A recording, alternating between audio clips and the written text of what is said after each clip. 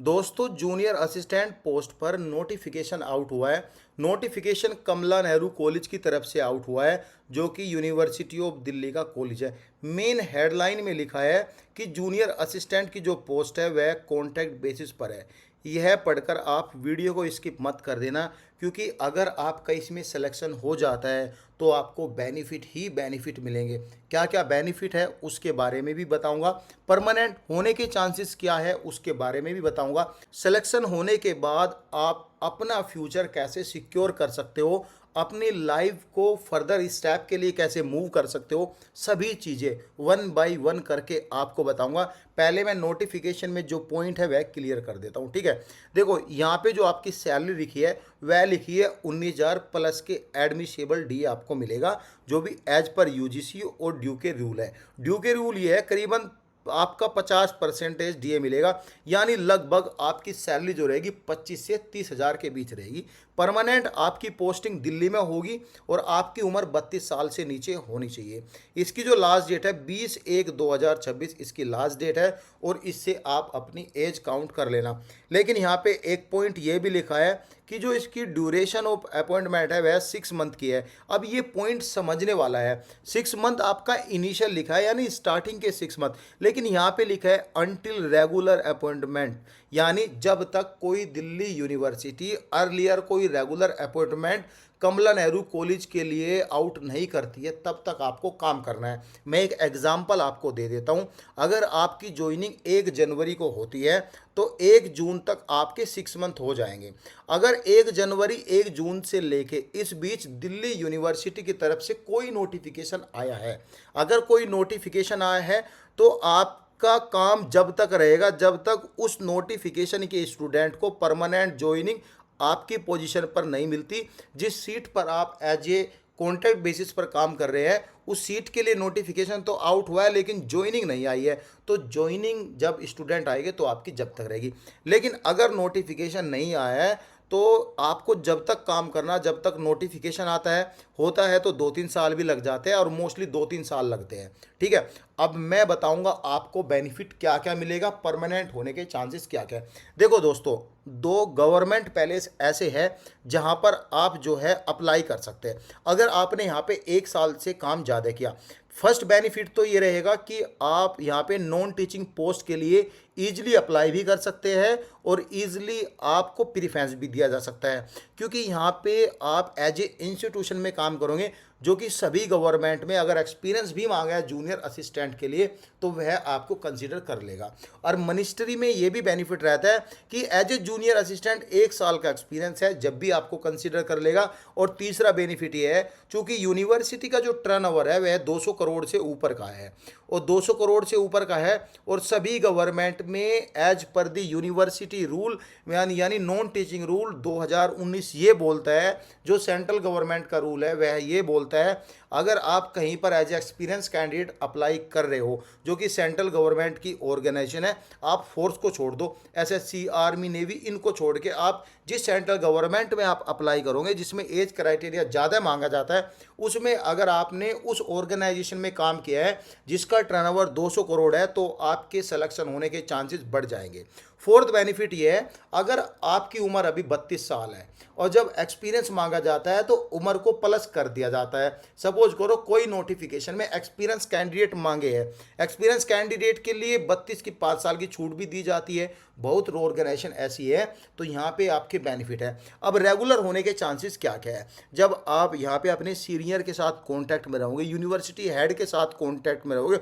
Junior assistant का काम कोई लेबर वाला नहीं है, यहाँ पे कंप्यूटर वाला काम है, और यहाँ पे जो बड़े बड़े अधिकारी रहते हैं उनके मेमोज वे सभी टाइप करने होते हैं। तो यहाँ पे आपके जो भी लाइजन बनेंगे वह ऑफिसर के साथ बनेंगे, वहाँ पे कुछ सेटिंग करके आप अच्छा खासा अचीवमेंट कर सकते हो। ये सभी बेनिफिट थे। अब हम आते हैं एसेशनल क्वालिफिकेशन। यहाँ पे एक बैचलर डिग्री होनी जरूरी है।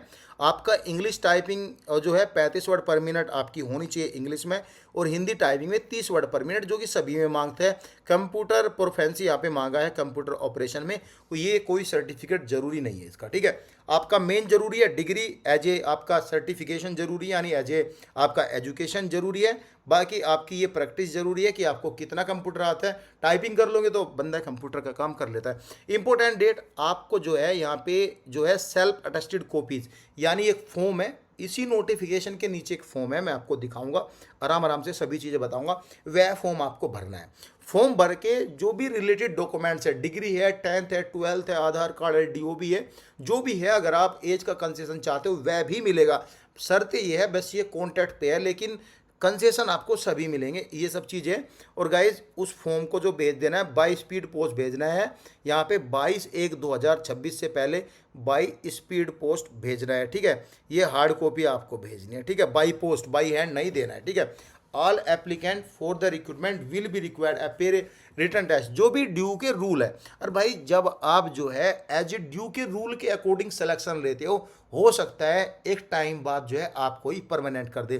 परमानेंट वह कैंडिडेट नहीं होता है जो यहाँ पे directly as a interview based selection लेता है। यहाँ पे जो ड्यू का रूल है, written test, interview, typing test, ये सभी आपका होगा, यानी एज ए गवर्नमेंट बेसिस का जो सिलेक्शन क्राइटेरिया है वह सभी आपको फुलफिल करना होगा, जब यहाँ पे आपको यह जॉब मिलेगी। और जब आप ये सब चीज़ फुलफिल करोगे आपका सिलेक्शन लेगा। अगर आप इसमें सिलेक्शन लो लेंगे तो बेनिफिट है कि आप परमानेंट हो जाओ, और होते भी है, ऐसी बात नहीं, लक साथ देता है तो सब होता है। The selection being based on the performance of the written test और स्किल टेस्ट, जो भी जूनियर असिस्टेंट के होता है, यहाँ पास कर लिया तो आप सभी एग्जाम पास कर लोगे, ठीक है।